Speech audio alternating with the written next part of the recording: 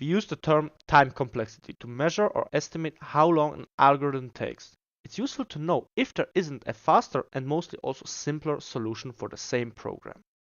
The basic is to estimate how many operations are made by the algorithm, and the more it has, or the more it has to scan, then the longer it will take.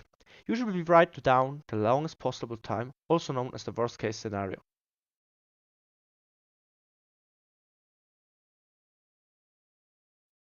To measure the length, we use big O. Big O is a function we use to calculate how long an algorithm takes. We often use n as the input size, that is measured by the number of bits needed for representing it. Important is to know which equation we have to use to calculate the length of our program. I'll show you some of the most common ones and also one of the most important in my opinion. Let's start with constant time. In this case, the program will always take the same amount of time. That means that the rest of the code doesn't matter for this equation.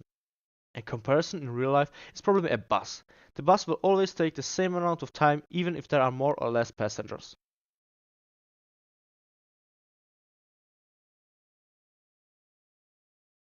One of the most used equations is the linear type. It's very simple to understand. Whenever we want to check every single possibility, like print out every information out of an array or find the smallest one, then we use this. It checks actually every possibility. A very similar concept to this one is the quadratic time. We use it in bubble sort, for example. It's pretty much the same concept as the linear one, except we scan every possibility with every possibility. What I've shown you in those equations is how to calculate the worst case. It's the most used one because it tells us the longest possible amount of time it could take. That means whenever we scan an array, we always think that it will be the last item or that it isn't even in the array, and we have to check the entire array anyway. This case is the most used one. Sometimes people use the average case scenario. It tells us the average amount of time the algorithm takes whenever it's run multiple times. So that means if we have an array with, let's say, 20 items, it would be always the 10th one. It's sometimes used, but always specified explicitly, because it doesn't have to be very accurate.